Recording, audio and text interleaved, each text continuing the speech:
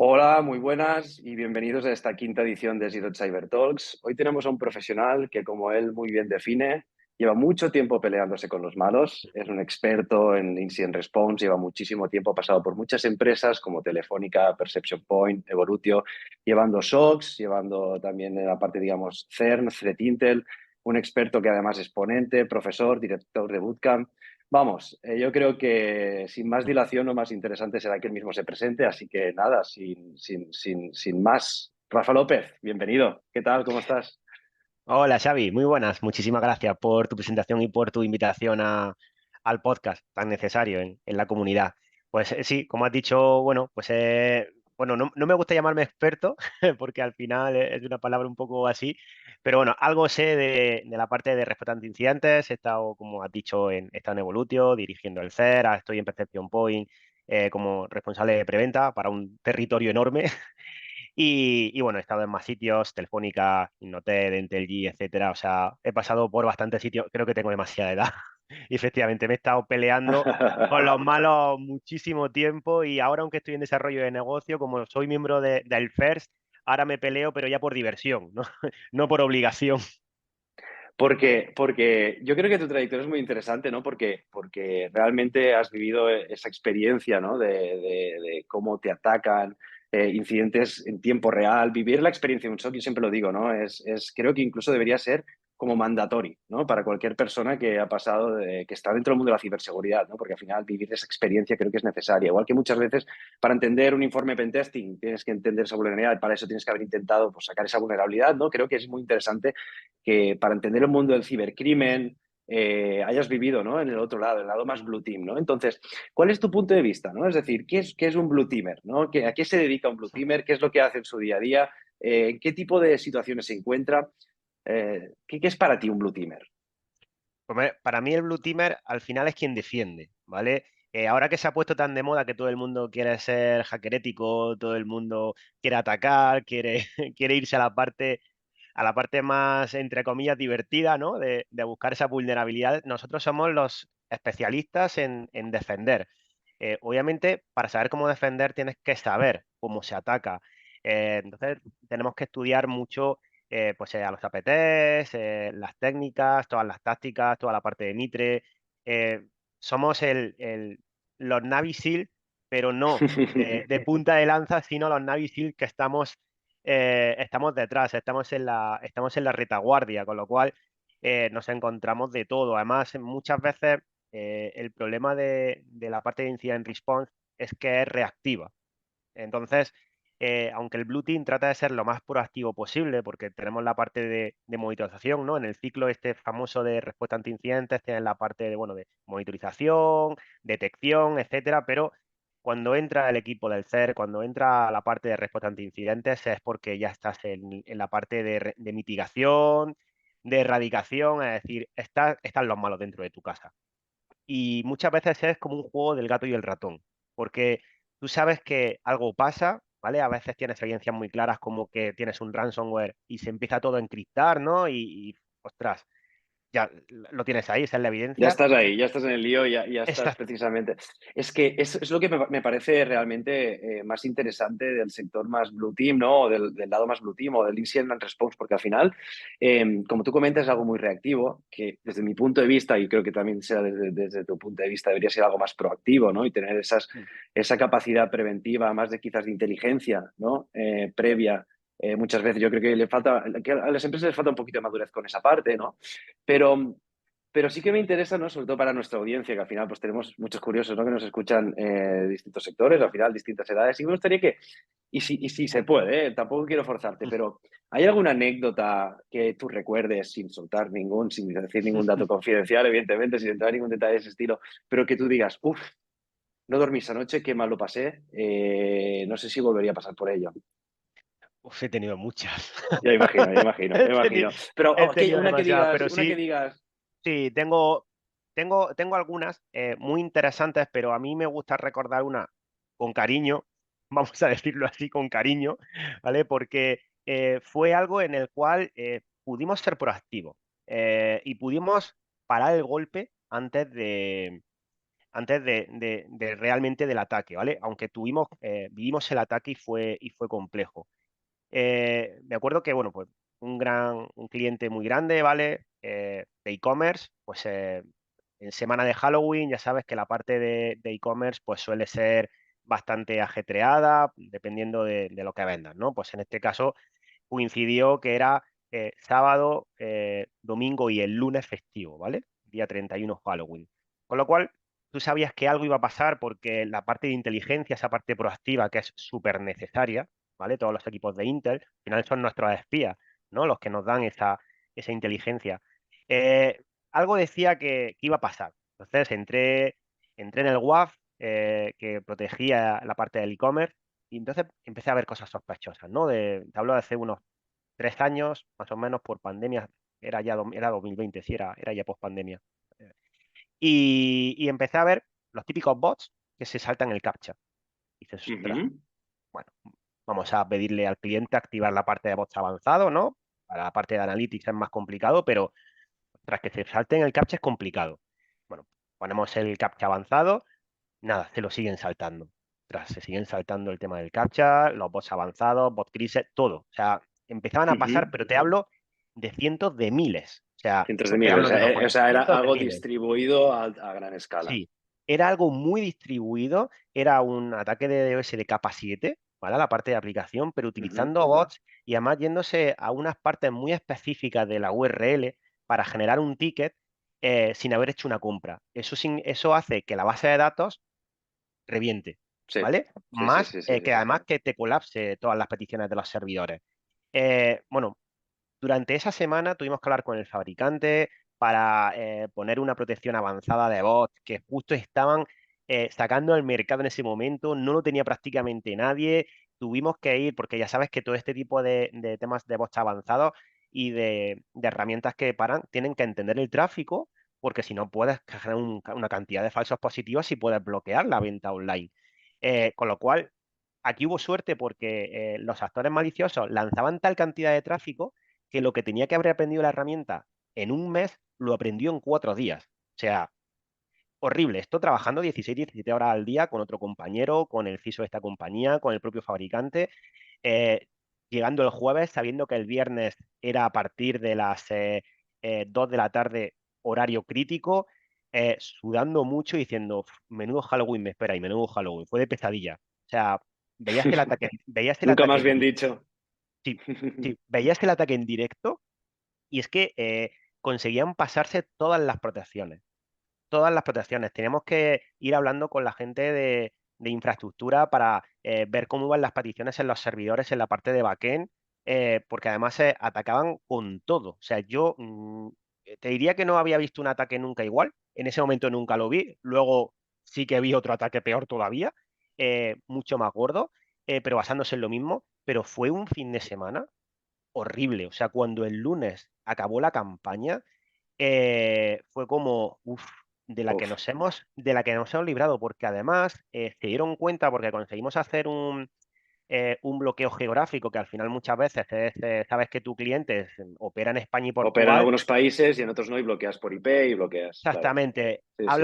Hablas con CISO y dices, asumes el riesgo de que hay operadores que trabajan te viene la IP de fuera y bloqueamos, asumo el riesgo, o sea, asumo el riesgo, me da igual, me quedo con el negocio de España y Portugal. Bueno, pues estos tipos, que son mega profesionales, levantaron miles de botnets vírgenes dentro de España y Portugal. Con lo cual, se nos fue a la porra ese Para filtro. nada. Tuvimos que hacer unos cambios muy específicos para saber exactamente a qué parte de la API atacaban, cómo conseguían el token, cómo se movían, cómo generaban el ticket, entender el tráfico de manera manual y automática con la herramienta de este fabricante de WAF. O sea, Uf.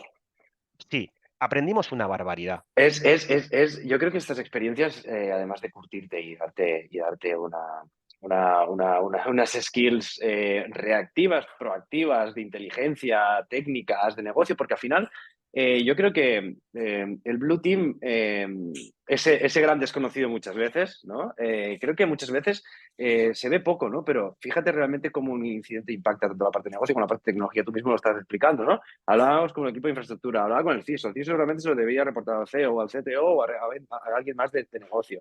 Entonces, esa pregunta puede ser algo típica, pero sí que es verdad que me gustaría verla, ver cuál es tu punto de vista desde dentro, ¿no? Desde alguien que ha estado en el día a día, ¿no? De respuesta a incidentes, ¿no? Realmente, ¿el negocio le importa al SOC? ¿El negocio entiende lo que es un SOC? ¿El SOC habla con negocio? ¿No habla con negocio? ¿Cuál es la realidad que vivimos a día de hoy? Porque al final un incidente me impacta en negocio, sí o sí, que afecta a la tecnología, pero la tecnología impacta seguramente el proceso de negocio, la lógica de negocio, etc. Entonces, ¿cuál es esa realidad para ti?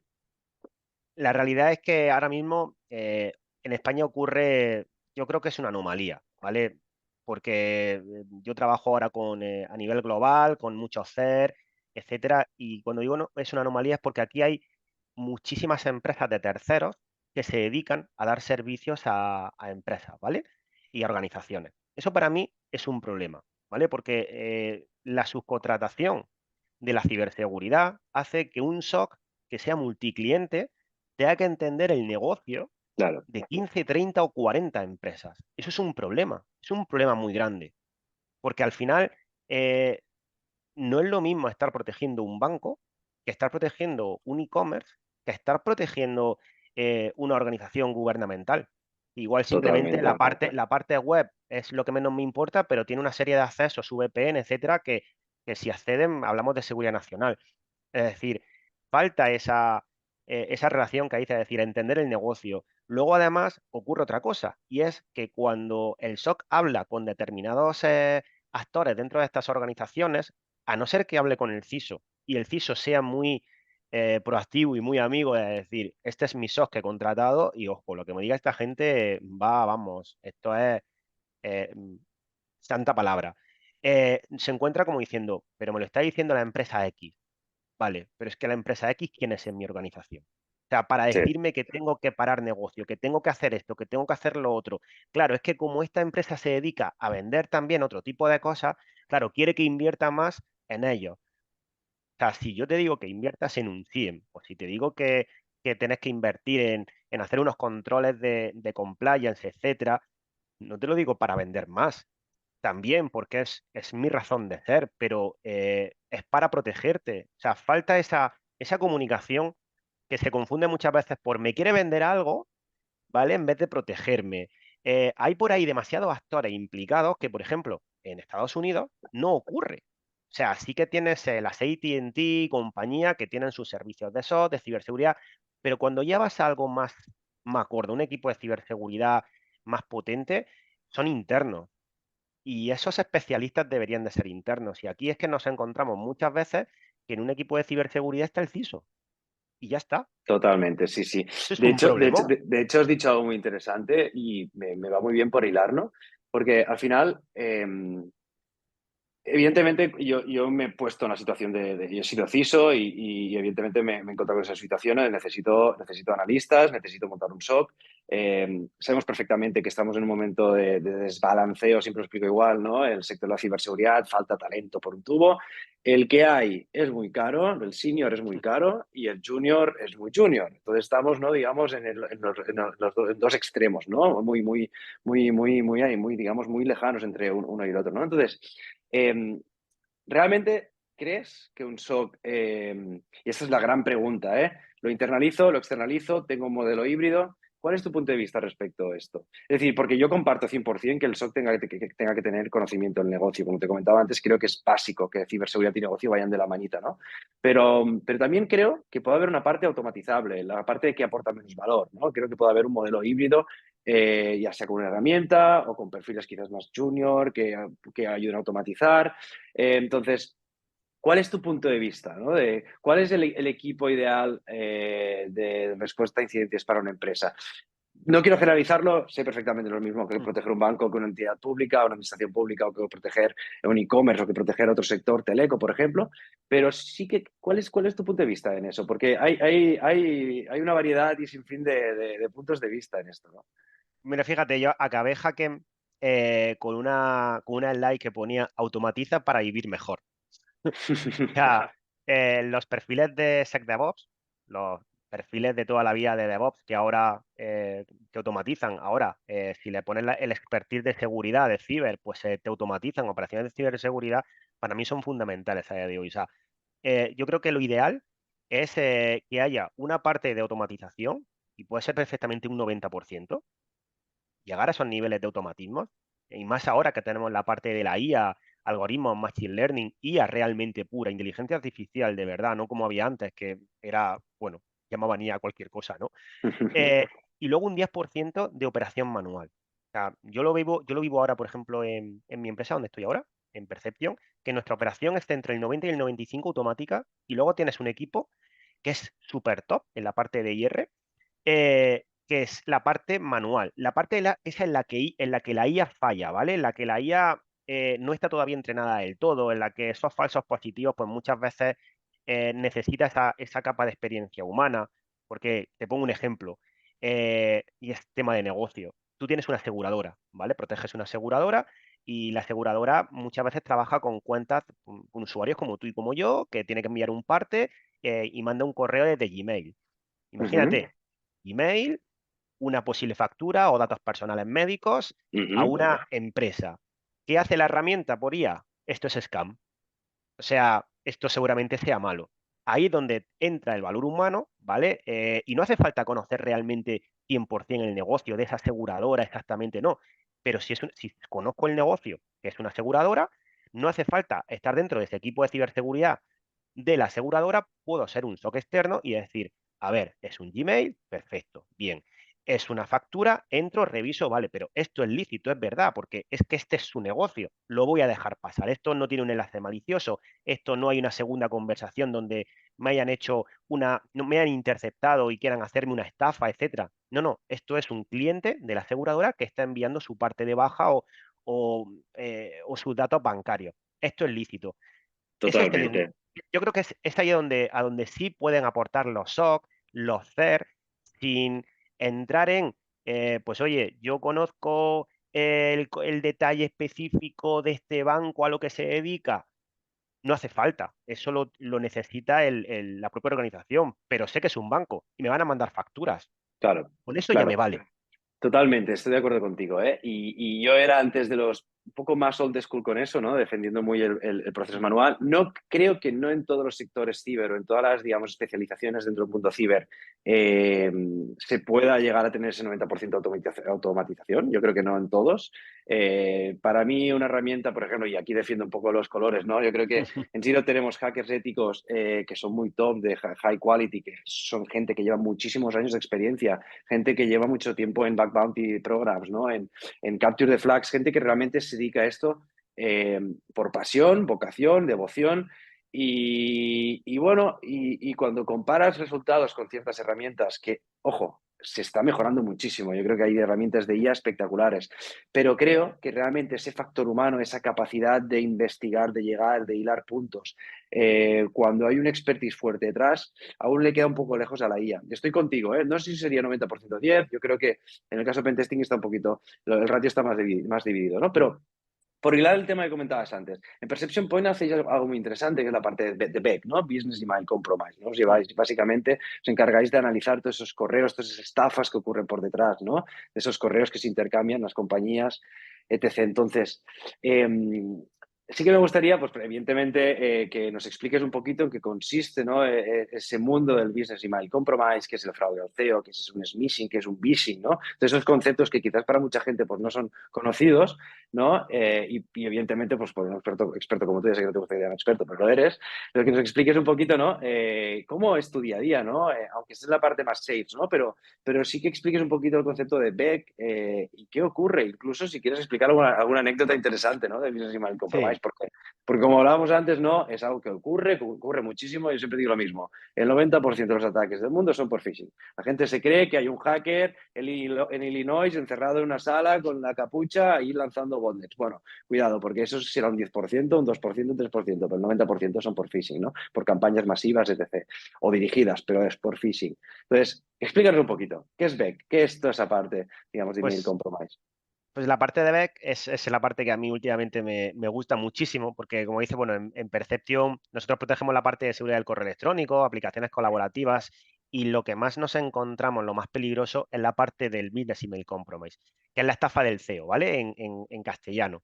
Eh, prácticamente es una estafa en la cual no necesito realmente un malware, no necesito un archivo, sino simplemente ingeniería social, pura y dura. Es decir, sí que a través de phishing, a través de otro tipo de accesos, pues puedo interceptar esas conversaciones, pero con la ingeniería social muchas veces es más que suficiente. Tenemos grandísimos analistas de OSINT, ¿vale? Que son capaces de saber todo sobre nosotros. Con lo cual, si Rafa está hablando con Xavi constantemente y a uno de nosotros nos vulneran nuestra cuenta y son capaces de acceder a nuestros buzones, nos van a leer nuestras conversaciones, nos van a poner reglas automáticas, ¿vale? Para enviarse a un buzón externo o incluso un buzón interno para hacer menos ruido, que es la tendencia que hay ahora, porque los buzones externos Sophie ya lo está empezando a acapar un poco más, pero se crean un buzón interno dentro del tenant para que haga menos ruido. Y entonces dicen, esta conversación es la que me gusta más, porque están hablando Xavi y Rafa de un pago que le debe Xavi a Rafa y que le tiene que enviar una factura. A partir de ahí, ¿qué hace el malo? El malo lo que va a hacer es, con herramientas tipo, por ejemplo, DNS Twist, que viene con Kali, se va a generar todos los dominios que sean muy parecidos, que se llaman domain alike, ¿vale? Todo lo que sea Ujú. parecido, y va a tratar, y van a interceptar la conversación y me va a enviar un correo a alguien diciendo que es Xavi, impersonando tu dominio, pero no impersonándolo porque te han robado tu Tus credenciales de tu contraseña acceso, y tus sino que es un dominio credenciales. parecido. Exactamente, es un dominio muy parecido, Ujú. ¿vale? Donde había una I latina, pues pones una L. Donde hay una M, pones una N. Algo que, pues, además, la mente humana, muchas veces estamos acostumbrados, si estoy acostumbrado constantemente a ver un dominio, ¿vale? Pues nosotros muchas veces lo que hacemos es leer por memoria, Sí. ¿vale? Y los huecos en blanco automáticamente los rellenamos nosotros, con lo cual no nos damos cuenta de que han cambiado. Es increíble cómo hay dominios que cambiando una L por un 1, ¿no? Una M por una N, realmente es que no lo percibes, es casi Bueno, imperceptible, ¿no? y si nos Sí, sí. vamos ya al cirílico directamente, cuando meten una URL, la A normal, la A latina de la A cirílica, es que es Ya, imposible, es imagínate. imposible, o sea, no Ya, ya. puedes, o sea, es imperceptible. Entonces, ¿qué hace el malo? Intercepta esa conversación y siempre, y aquí es donde viene la ingeniería social más efectiva y el sentido común, para que, aparte de herramientas como las nuestras, que solo para, también el sentido común es el que más lo para, ¿vale? Que es el menos común de los sentidos, como digo siempre.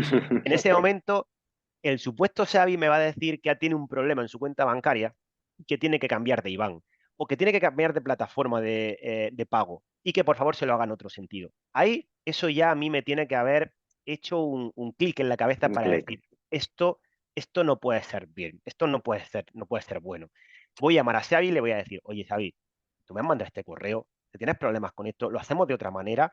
No coger y contestar y decir, por supuesto, claro que sí, dame el IBAN nuevo, te lo voy a mandar todo allí, porque el Business Email Compromise es una amenaza que nos damos cuenta que ha ocurrido a posteriori, totalmente reactiva. ¿Cuándo nos damos cuenta? Cuando el tercero dice, oye, me debes 100.000 euros, y yo te lo pagué ya. No me lo has pagado. Si mira, aquí está el correo, ese no soy yo, amigo, tenemos el problema. Y Sí, además tenemos un problema además ya complejo, porque es, ¿a quién han vulnerado? ¿A ti o a mí? Ahora claro. yo tengo que pedir forense de lo mío, tú de lo tuyo, meter a Policía Nacional, Guardia Civil, ya la relación de confianza se pierde entre los dos proveedores, o sea, ya es un marrón importante. Entonces, e incluso, bueno, llegan a más allá. Un ejemplo que vimos hace poco en Perception, porque yo estoy en la parte de desarrollo de negocio, pero estoy en la parte de preventa, con lo cual hago las POCs, Claro. estoy viendo continuamente. las cosas y tengo que Casos avisar. de uso, ves Claro, sectores distintos, al final situaciones exactamente. para... Sí, sí, sí. Entonces, sigo peleándome un poco con los malos en segundo nivel, ¿vale? Pero sí que tengo que avisar al CISO o al responsable si vemos algo que realmente, porque claro, una POC ya sabes que no se bloquea, ¿no? Pero había uno que era muy bueno porque realmente quien pide el cambio de cuenta bancaria es el tercero legítimo, porque sí realmente tenía un problema en su de pago.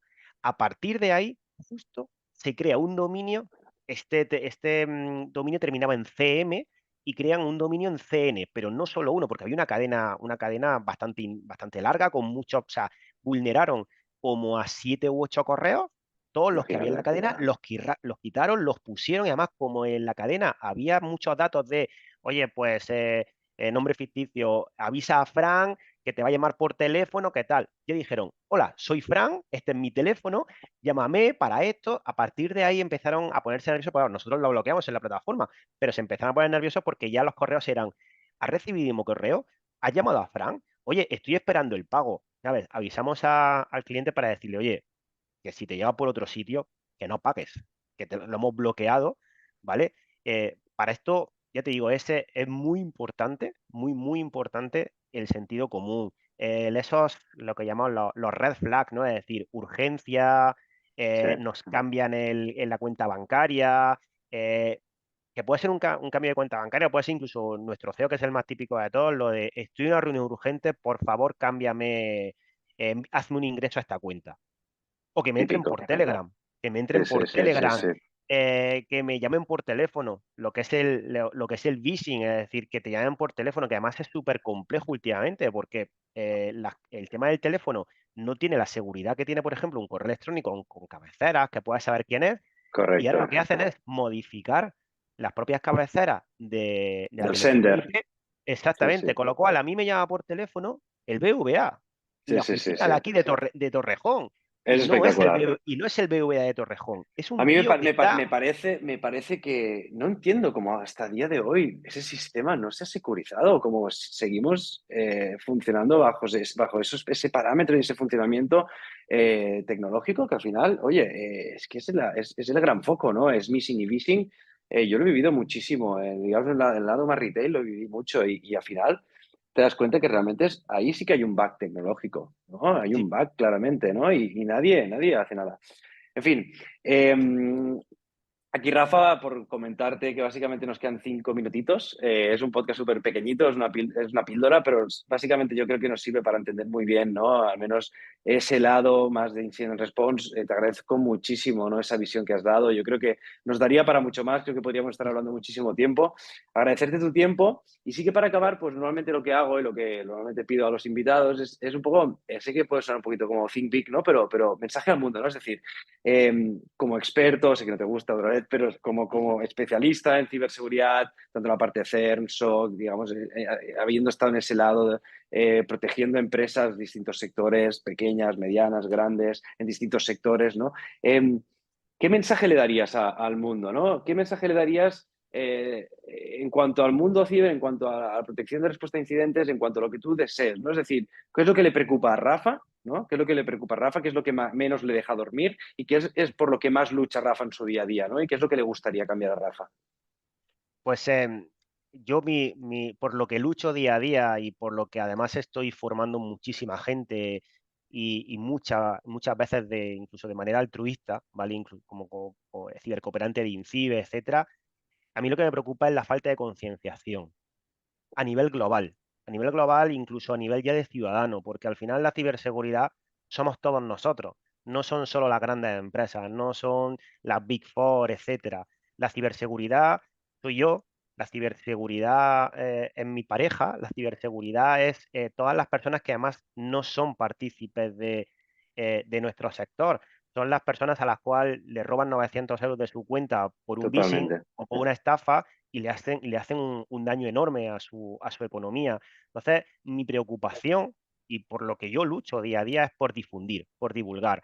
Necesitamos más podcasts, por ejemplo, como el tuyo. Necesitamos salir más en prensa, que se tome más en serio realmente.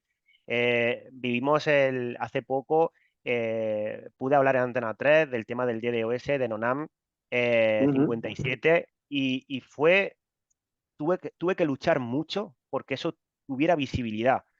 Ostras, es que realmente la ciberseguridad es un problema grave, es un problema de Estado, es algo de lo que nos tenemos que preocupar, porque afecta a la economía doméstica, afecta a la economía de las empresas, mueve Totalmente. una cantidad de dinero brutal a nivel mundial, el 1,5 del PIB mundial. Entonces, mi mensaje realmente es que no digo que tengamos que aprender, que estudiar toda ciberseguridad, pero sí que eh, tener esas nociones básicas. Yo hay una cosa que publiqué en LinkedIn que me hizo muchísima ilusión y fue que mi hija, que está estudiando en primaria, ya en sus libros de texto le aparece ciberseguridad. Le Ah, aparece sí, lo que, sí, le muy aparece lo bien. que es ciberseguridad, le aparece lo que tuvo que hacer un trabajo de ciberseguridad que tengo Qué publicado, bueno. un artículo, pero ya le aparece lo que es el ciberacoso, le aparece lo que es un troyano, lo que es un malware, lo que es una suplantación de identidad.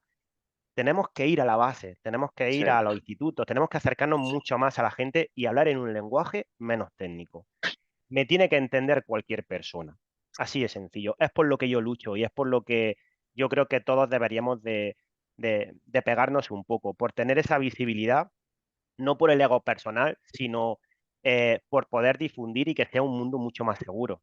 Tenemos que tener eh, una red más segura, que además, en honor a Angelucho que nos dejó esta semana, que hizo tanto por esto Sí. mismo, pues ese es mi mensaje, tener una red más segura para todos. Bueno, muchas gracias, Rafa. Nos quedamos con ese homenaje a Angelucho. Desde aquí pues, le mandamos un saludo. Compartir y sobre todo ese mensaje tan bonito que intentas transmitir, yo creo que es algo que tienes que seguir haciendo y tenemos que seguir haciendo todos poco a poco, ¿no?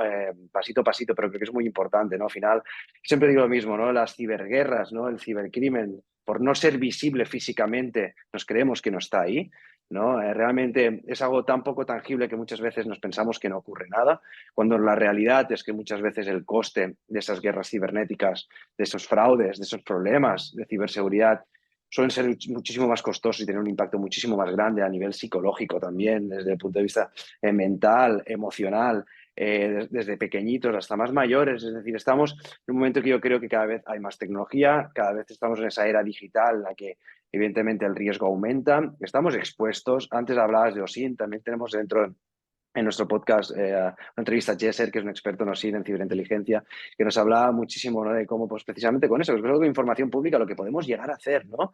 Entonces, estamos en ese momento, estamos en esa burbuja, ¿no? Una burbuja que yo siempre digo que está a punto de explotar. Cada día digo, uy, uy, que esto explota, uy, uy, que esto explota. Porque realmente falta esa capacitación, ¿no? Entonces, me alegra escuchar, primero, que gente como tú persigue ese sueño de llegar a más gente, lo comparto 100%, creo que también este podcast es un pequeñito grano de arena para que esto se consiga. Me alegra ver que en los libros de texto de una niña pequeña ya aparezcan, ¿no? Ese tipo de formación y esas pequeñas píldoras. Creo que esto es muy interesante. Y al final creo que ese es el camino, ¿no? Rafa, te agradezco muchísimo tu tiempo, te agradezco que hayas estado aquí, compartido tu expertise con nosotros, tu visión sobre el mundo de la ciberseguridad. Te deseo lo mejor y, por supuesto, espero que podamos repetir este podcast con un poquito más de tiempo en una próxima ocasión. Te deseo las mejores vacaciones posibles, Rafa. Un abrazo enorme. Muchísimas gracias, Xavi. Un saludo. Hasta luego. Adiós. Gracias.